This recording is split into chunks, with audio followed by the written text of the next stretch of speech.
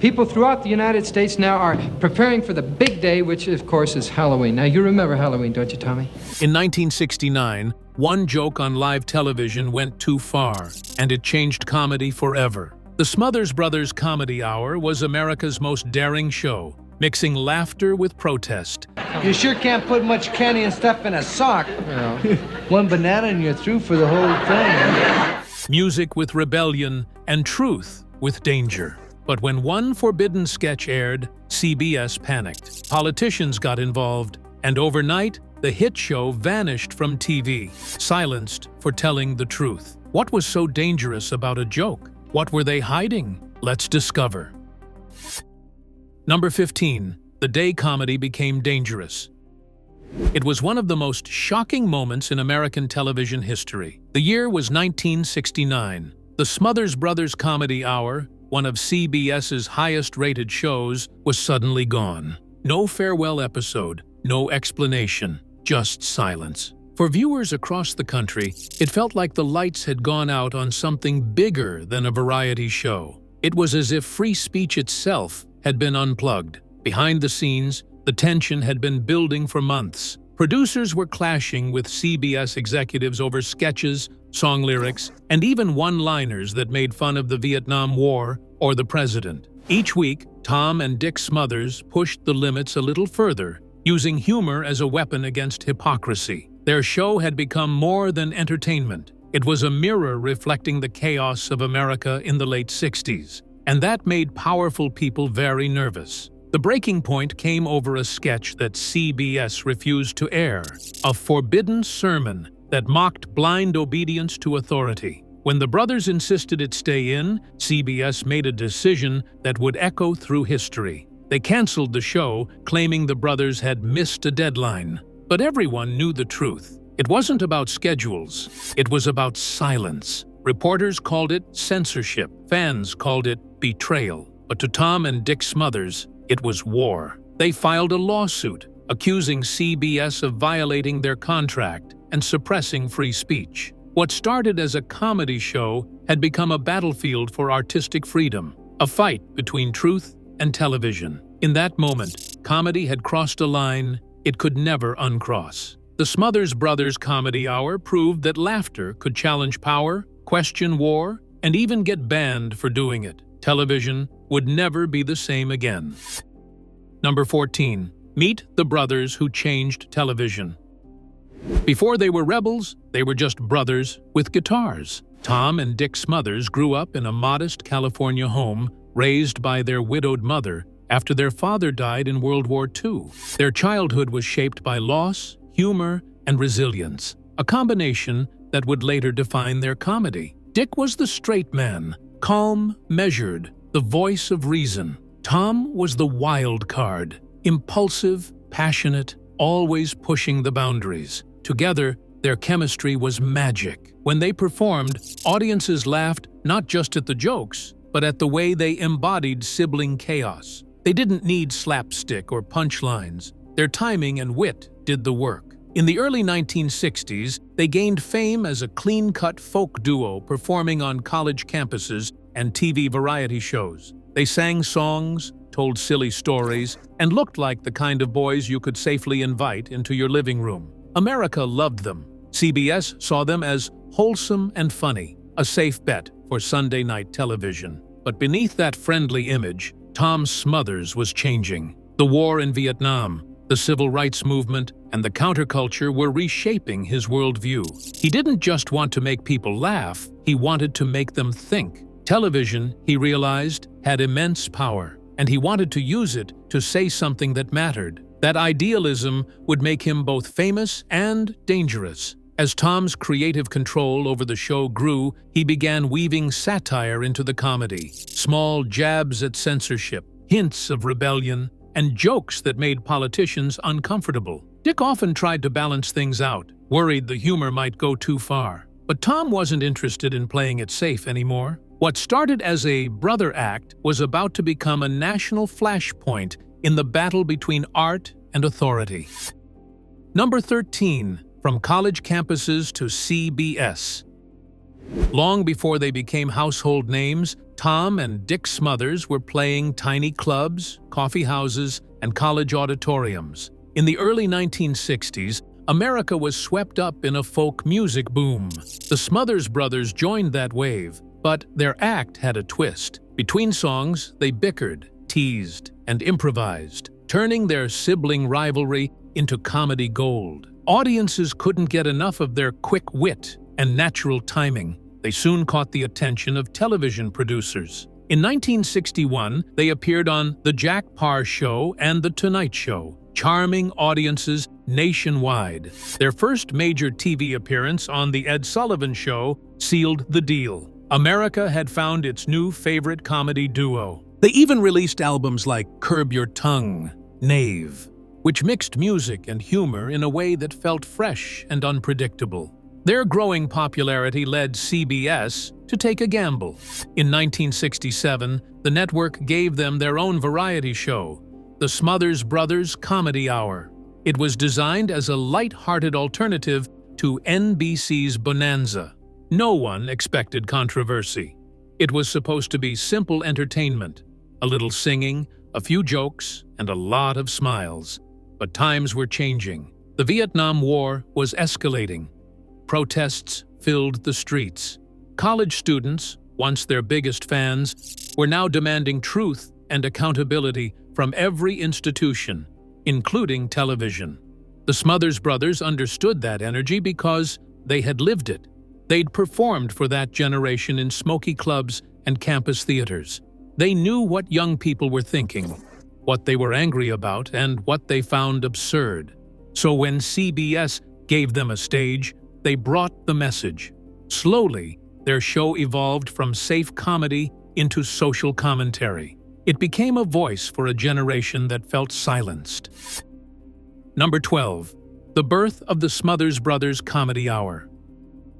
In early 1967, CBS was facing a problem. On Sunday nights, NBC's Bonanza dominated the ratings. Families gathered around the TV for cowboy drama and wholesome stories, while CBS struggled to capture the same audience. The network decided to gamble on something new, a fresh, youthful variety show hosted by two brothers who seemed utterly harmless, Tom and Dick Smothers. It was meant to be safe, clean, predictable, the perfect antidote to the chaos of the late 1960s.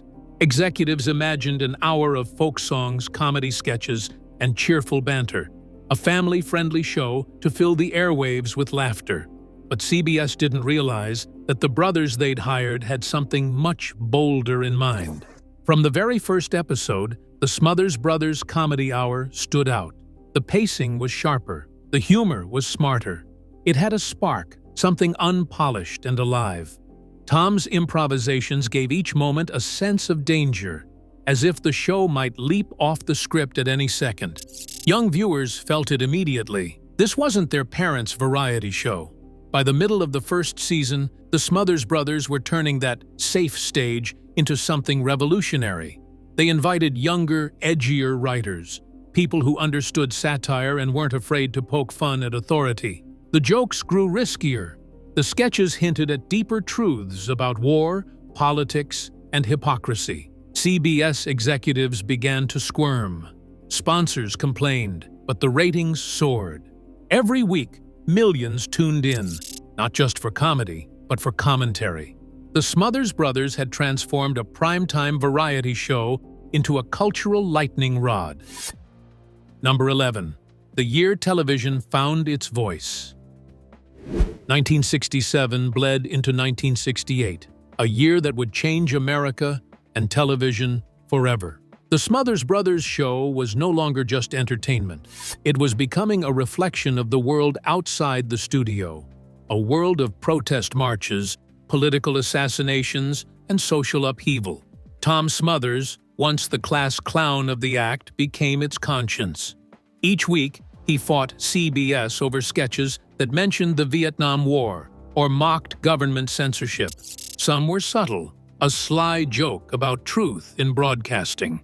Others were bold, like monologues condemning hypocrisy in Washington.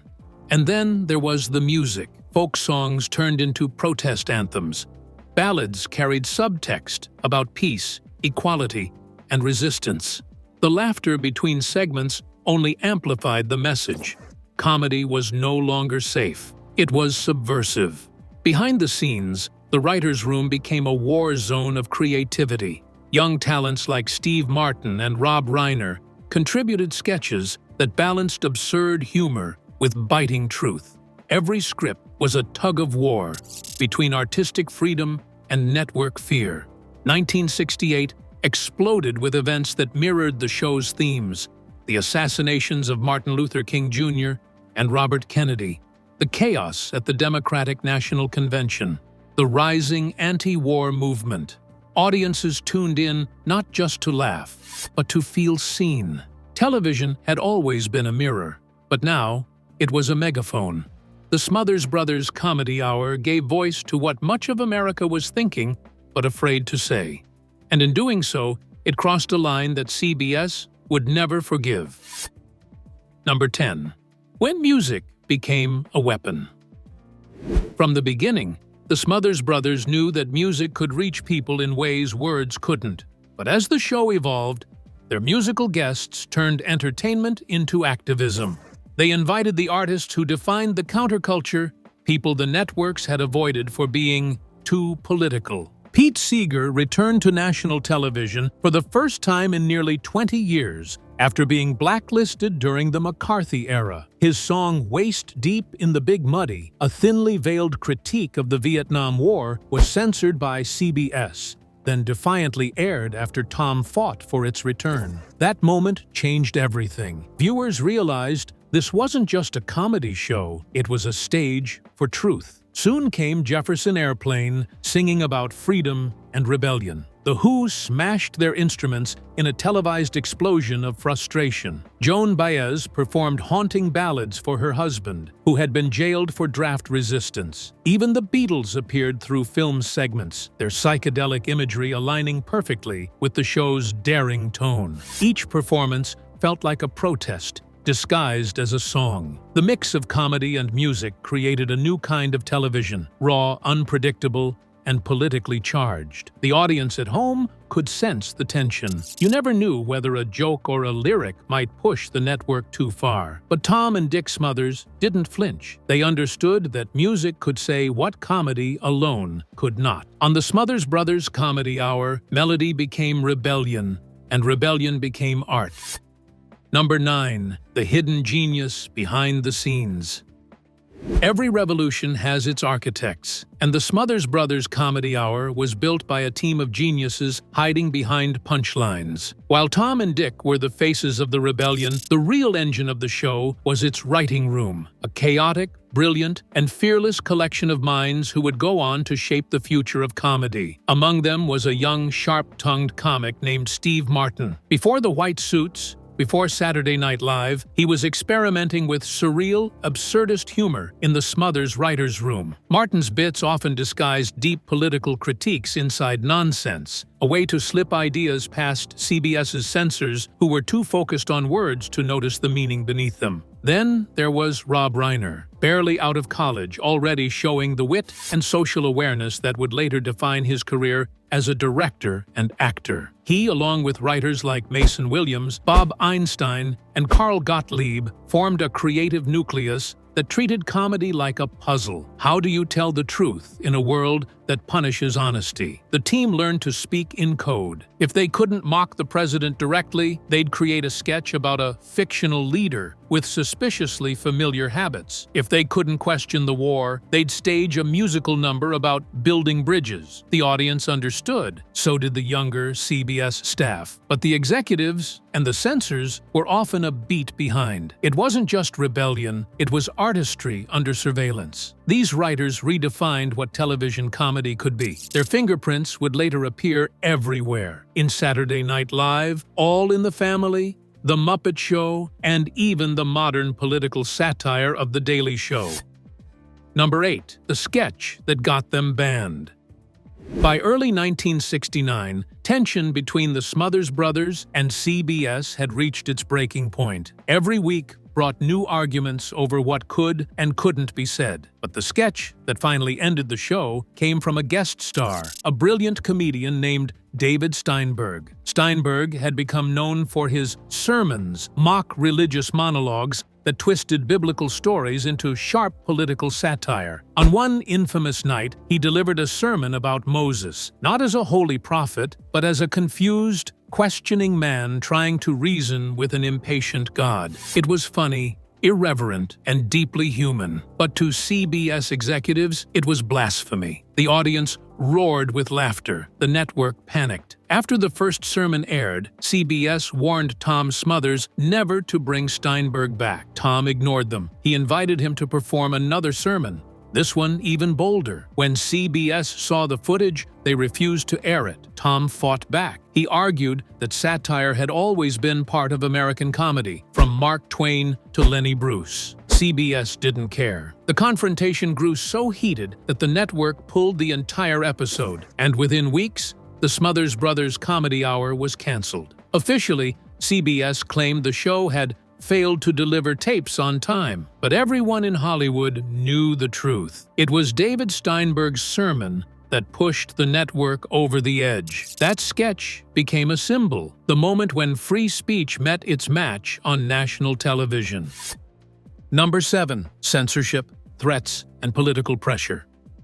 What few viewers knew at the time was that the Smothers Brothers weren't just fighting CBS, they were fighting Washington. Behind the network's decisions were letters, phone calls, and quiet warnings from the White House and the Federal Communications Commission. The Smothers' satire had begun targeting the government, the military, and the president himself, and that made them enemies in high places. Declassified memos later revealed that CBS executives were under constant pressure to rein in the show. Notes circulated forbidding any joke implying the president is lying. Even the slightest reference to draft dodging or anti-war protests had to be removed before broadcast. Tom Smothers, furious but fearless, began confronting executives directly. He accused them of bowing to political intimidation. CBS insisted it was just standards and practices. But behind closed doors, the truth was far darker. Politicians had discovered how to silence dissent without passing a law, by leaning on the corporations that controlled the airwaves. The Smothers Brothers became an example, a warning to every artist who dared to cross that invisible line. When the show was finally pulled from the schedule in April of 1969, the message was clear. Even on American television, free speech had limits. But the irony was inescapable. By trying to silence them, CBS and the White House had only made the Smothers Brothers louder. Their cancellation turned into legend, proof that comedy could still speak truth to power, even when the microphones were cut off. Number 6. The legal battle that made history. When CBS pulled the Smothers Brothers Comedy Hour off the air in April of 1969, Tom and Dick Smothers refused to fade quietly. They were angry, betrayed, and determined to prove that the cancellation had nothing to do with missed deadlines and everything to do with censorship. For years, the brothers fought to clear their names. CBS executives insisted they had violated their contract, claiming the Smothers Brothers repeatedly delivered shows late and defied network orders. But Tom had kept evidence, letters, memos, and production notes showing CBS's constant interference. He was determined to take it all to court. In 1970, the brothers filed a lawsuit against CBS for breach of contract and wrongful termination. Many in Hollywood thought it was a lost cause. No one had ever won a case like this against a major network. But Tom Smothers wasn't after money. He wanted truth on record. After 3 long years of legal wrangling, the verdict finally came in 1973. The court ruled in favor of the Smothers Brothers. The judge declared that CBS had indeed acted in bad faith, intentionally sabotaging the show and using the missed deadline excuse as a cover for censorship. It was a landmark victory. The case reshaped entertainment law, reinforcing the principle that networks could not use vague contract violations to silence controversial artists. It gave performers brothers greater control over their creative content and set a legal precedent that would echo for decades. Tom and Dick didn't gloat. Their win was bittersweet. By the time the ruling came, their show had been off the air for years, and their audience had scattered. But their fight had changed something fundamental, proving that even comedians could challenge corporate power and win. The courtroom became their final stage, and in that final act, the Smothers Brothers didn't just defend a show, they defended free expression itself. Number 5, the price of defiance. Victory in court didn't bring victory in life. After the cancellation, the Smothers Brothers faced a brutal reality. They were outcasts in an industry they had helped transform. CBS had branded them difficult. Sponsors avoided them. Other networks, wary of controversy, refused to offer them new shows. What had once been a national platform for truth and laughter turned into silence. Tom Smothers took it the hardest. The same passion that had fueled his creative rebellion now became a source of anguish. He fell into depression, struggling to understand how doing the right thing had destroyed everything he'd built. Dick tried to stay optimistic, performing solo gigs and managing business ventures, but the sting never faded. Hollywood had a long memory, and rebellion had a cost. The brothers were quietly blacklisted, left to watch as their former writers, Steve Martin, Rob Reiner, and others, rose to fame in the new wave of satire they had helped inspire. In interviews, Tom spoke with a mix of pride and sorrow. "We were right," he once said, "but we paid the price." Behind the laughter that had once defined their careers was heartbreak, the pain of realizing that truth-telling, even in comedy, could destroy the very platform that made it possible. For nearly a decade, the Smothers Brothers lived in creative exile. They toured occasionally, playing small clubs and college stages, but the glow of television stardom had dimmed. The establishment they'd mocked had won, at least for the moment. And yet, the world they had once challenged was beginning to catch up. Number 4. Redemption and recognition. Time has a way of turning rebellion into legacy. By the late 1970s and early 1980s, America had changed, and so had television. What was once scandalous now seemed prophetic. The Smothers Brothers began to make quiet returns to the spotlight. Guest appearances on talk shows reminded audiences of their brilliance, and younger generations discovered their old clips, now circulating in retrospectives about the turbulent 60s. Their story, once seen as a cautionary tale, began to look like a badge of honor. In 1988, they were awarded an Emmy for outstanding writing, finally recognized by the very industry that had once silenced them. It was a poetic moment. The rebels who'd been banned from television were now being celebrated as pioneers of it. Documentaries and interviews followed, exploring how their short-lived show had influenced everything from Saturday Night Live to The Daily Show. Comedians who'd grown up watching them, from George Carlin to Jon Stewart, openly credited the Smothers Brothers for making it possible to blend humor with honesty. As the years passed, their legacy deepened. The lawsuits, the censorship, the political battles, all became part of a larger story about the cost of truth in art. Tom and Dick, older now, spoke with humility about the past. They never claimed to be heroes. They just wanted to be funny and honest. By the time they received Lifetime Achievement honors, even CBS executives admitted that canceling their show had been a mistake. The network that once silenced them now praised them as visionaries. Redemption had finally arrived. The Smothers Brothers hadn't just changed television, they had changed the very definition of what comedy could dare to say. Number 3. Preserving a legacy. Even as the Smothers Brothers' television career recedes further into history, their influence is being safeguarded for the future. The artifacts, scripts, memos, letters, and recordings they left behind are now treated not as relics of a curious past, but as living archives in the ongoing struggle for artistic freedom.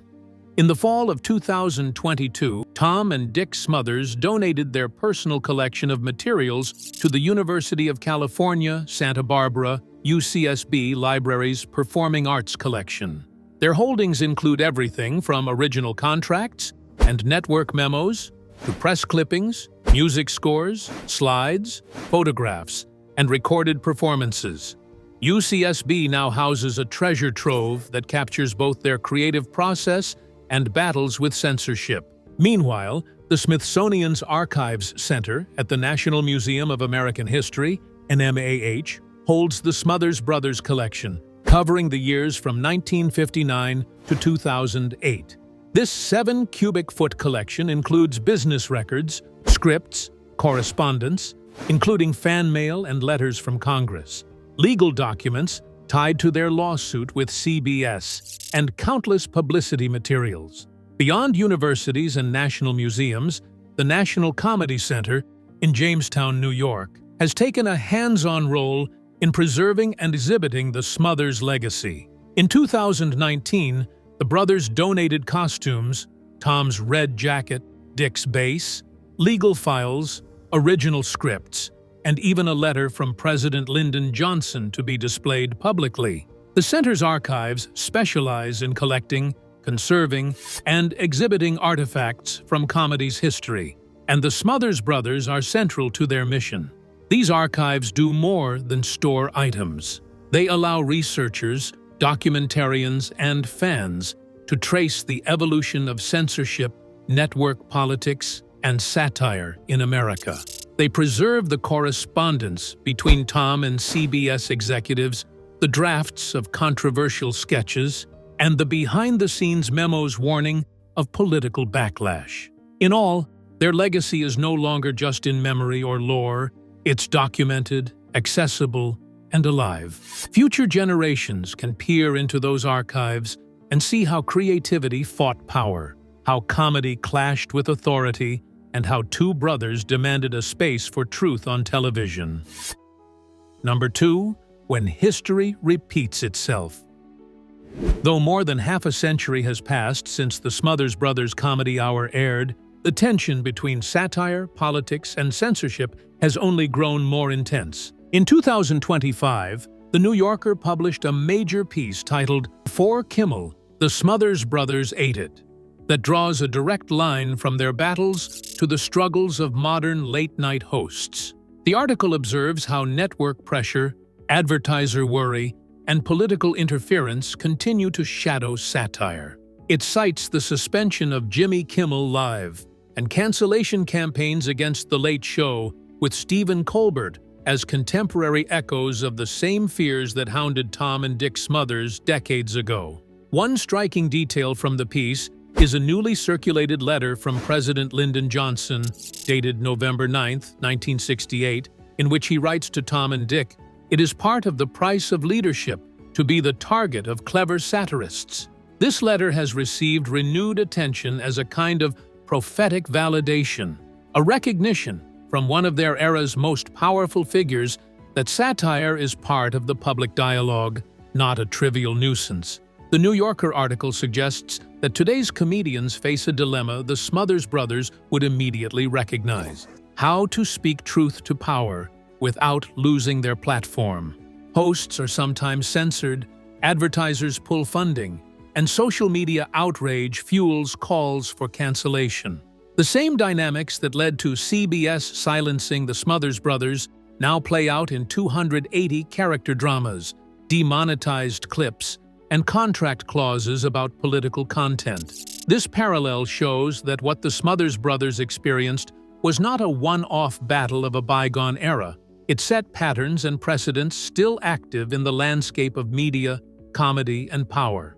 Their fight is replayed every time a late-night monologue is muted, a comedian is deplatformed, or an executive fears backlash. From the archives of UCSB and the Smithsonian to the pages of The New Yorker, their voice remains alive, a warning, a guide, and a challenge to every comedian who dares to offend.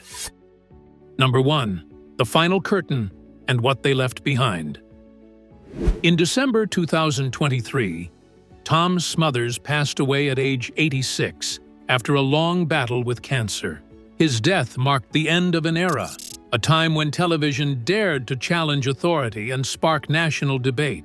Dick Smothers, his brother and lifelong creative partner, survived him and has continued to honor their shared mission, to make people laugh and to make them think. As tributes poured in, the tone was clear. Tom and Dick were no longer remembered as the troublemakers who got themselves canceled, but as pioneers who transformed the very idea of what comedy could be. Critics and comedians alike reflected on how the Smothers Brothers Comedy Hour had paved the way for shows like Saturday Night Live, The Daily Show, and Last Week Tonight. Their work blurred the line between entertainment and activism, proving that humor could carry serious weight. Dick Smothers has often described their partnership as a conversation that never really ended. Their disagreements, sketches, and even on-stage squabbles mirrored the larger arguments America was having with itself in the 1960s. Behind the gentle music and sibling banter was a fierce belief that the truth, however uncomfortable, belonged on television. By the time Tom passed, the brothers had already received long-overdue recognition. They were honored with an Emmy for Outstanding Writing, inducted into the Television Hall of Fame, and celebrated in documentaries that re-examined their revolutionary role in shaping political comedy. The same network that once silenced them eventually invited them back as honored guests, a quiet acknowledgement of how wrong the system had been. What they left behind was more than a stack of scripts and a handful of awards. They left a template for courage in art. They showed that comedy can be protest, that laughter can shake power, and that even a canceled show can echo louder than a safe one. Their legacy lives on through the comedians who dare to speak up, through the audiences who expect honesty from entertainment, and through the archives where their words remain preserved. In the end, the Smothers Brothers didn't just change comedy, they changed the conversation. They proved that sometimes the funniest voices are the ones that make us face the truth. Thanks for watching. If you enjoyed this, don't forget to like, comment, and subscribe. Click the next video for more exciting content.